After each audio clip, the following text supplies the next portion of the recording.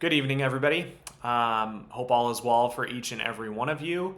Once again, my name is Wade Broomer. I just wanted to go and take a quick moment here to reflect on the artifact that I created for the final project submission for the group discussion portion. I just felt that it might be a little bit easier to go and talk through some of the creative elements and symbolism that I had intended when creating this project, and be able to kind of talk through it in that sense. So yeah, without further ado, I created this painting that is overall depicting Saint Ignatius of Loyola. Here, let me try to frame that decently, or as decent as I can for everybody. But it depicts Saint Ignatius of Loyola standing essentially at this trailhead with, to the left here, a depiction of himself kind of carved into this mountainscape. I really drew on this artist that I have a lot of respect for named Chris Bencheller, who creates these sort of mountainscapes with, or nature scenes rather, with various different animals or persons blended into them. I think it's a really clever way to go and design things. But on the left side here, I really tried to go and create this as sort of a submission to one's own will or one's own intellect, and sort of a selfish worldview, if you will, and a way to, I guess if you would say, worldly riches, selfish visions for one's own life, because we have various treasures that were at one point very important to St. Ignatius. The idea of, royalty, knighthood, lots of money, and to a certain degree, these individuals down here kind of represent St. Ignatius at various points of his life, but that isn't necessarily the full meaning of that.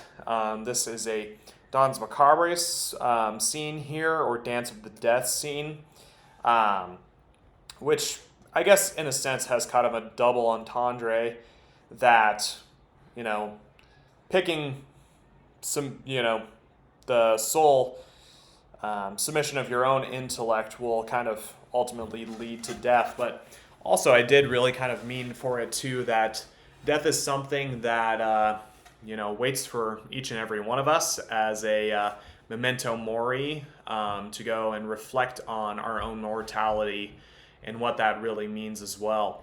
I tried to go and create something in this image that really kind of took into place and consideration all of the different modules that we worked on throughout the course.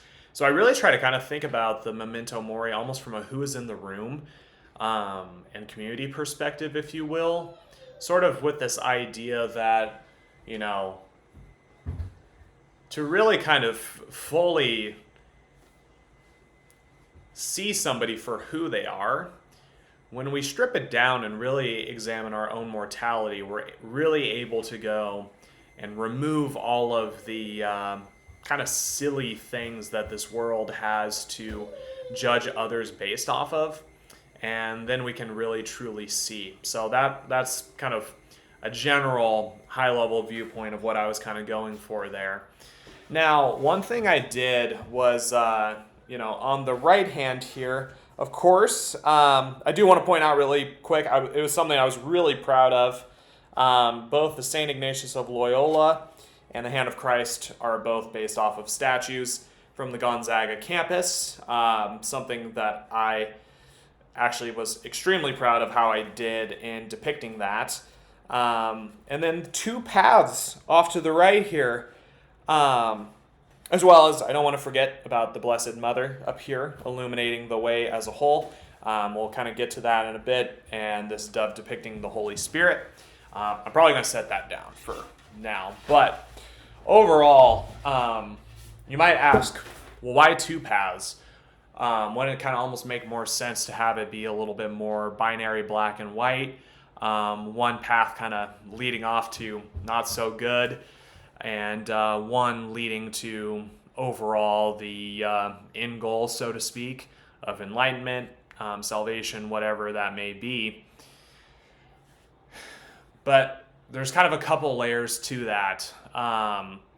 One, the song that I picked for the adaptive leadership and music portion was Ripple by the Grateful Dead. And there's a really prominent lyric in that talking about the different paths in life that we take. And I tried to really kind of think about the lyric, that path is for your steps alone. And kind of tying into this idea that there are multiple paths for us to take as leaders to ultimately arrive to an intended destination, if you will. And I guess I should have probably started this entire thing by saying something that I really tried to keep as the core message of this painting was pentimento and agency as well. And I think to a certain degree, those things go hand in hand, because I think to really have pentimento experiences, we have to have agency over ourselves, to be willing to go and forego that, submission to our own intellect, if you will, and to be able to go and see others' points of views, and to be able to open our mindset to varying viewpoints to how we see and consider the world. So with that said, I think it creates a lot more interesting image overall to have had the two different paths. And I purposefully chose not to really have him embark fully on either one. There's kind of a commitment to one. Although, I think I might have said this up front, but if I didn't, I think one of the really interesting things that I encountered through the adaptive leadership and music module was this idea that, what we overall see from art isn't necessarily always what the artist had in mind when they created that. So if you see something different and you have a different interpretation of what's depicted here, I would really love to hear that overall. So please let me know. But ultimately, again, I want to center in on the fact that though there are multiple paths, they are ultimately semi-illuminated, headed to the hand of Christ, which is, again, kind of a centerpiece of this, and illuminated by the Blessed Mother up here as well. From a theological perspective, I considered that a really important element of this painting. Of course, there are a lot of theological elements of this painting per se. That's probably going to a certain degree, arrive with anything that's dealing with St. Ignatius of Loyola, the founder of the Jesuit movement. And, probably incorrect to say movement, but rather the founding of the Jesuit religious order. That's the correct term for that. But I chose the sun to be a depiction of Mary for a couple of reasons. One, because it was really kind of the illumination that helped St. Ignatius of Loyola arrive to the path that he set out on.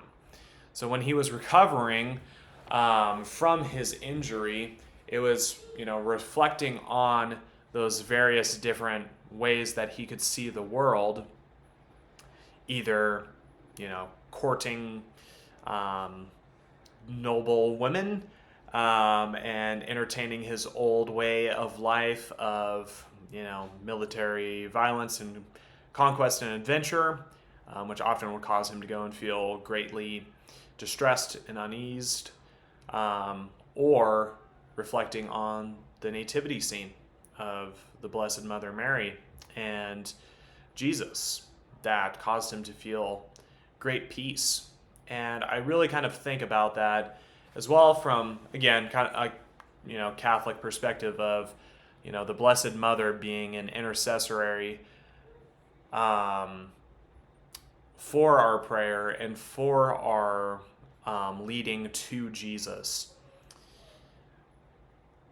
As well, it serves as a double entendre for those various different Marian apparitions that occurred I'm specifically thinking of Our Lady of Fatima, where Mary was revealed to thousands through a essentially revealing of the Son. So that's kind of a side note, but an important piece I believe as well too. And the Holy Spirit, being represented as a traditional dove in there as well. So again, I think there's a lot of really interesting pieces of this painting that I had in mind, when I set out to create it, but kind of reflecting on the pentimento experience of it. Something that was really interesting to me was when I was putting together my final kind of wrap up in paper for this, I was reading an article, wouldn't you know it, on the Gonzaga University website talking about St. Ignatius of Loyola's life and his biography, I think. And there was a story that was talking about how at one point in time, before he had really gone through the full metanoia of his transformation to a priest and eventually the saint that we all know him as, he was starting to go down the right path, but he still had a little bit of that military violence left in him, if you will. And he encountered a Moor who had some different theological viewpoints than he did on the Blessed Mother, to put it lightly. And St. Ignatius found this to be so frustrating that they were at a trailhead and they were both on mules, and St. Ignatius essentially put down his reins and let the providence of the Lord guide him, that if the mule was to follow the other of the Moor, that he would go on to kill him. And if he did not, then he would go on and go his own way. And he would later joke that the mule had more sense than he did at the time. And he would, of course, the mule ended up not going and following the other. And he went to town and made a general confession and moved forward. But it was really interesting to me that I found that story after the fact. Because I had this idea of this trailhead carved out kind of almost from the beginning, but only here at the end. It kind of takes on some new meaning and is really cool, like pentimento experience that happened in real time for me as well. But anyways, with that, I've probably babbled on far longer than anyone really wants to go and watch at this point. If you stayed along this whole way, props to you. And I would really like to hear what everyone has to think of this depiction overall. I really appreciated my time with all of my fellow cohorts. You guys made this course really great overall. I love the on-campus immersion portion of it and getting to know everybody and seeing everybody's faces and working collaboratively with everyone over the 3 days, as well as I want to thank all of the professors who contributed to this course overall. It was a great experience and I thoroughly enjoyed it. All right. Thank you all, and with that, have a great conclusion here of the course and a great summer. Thanks.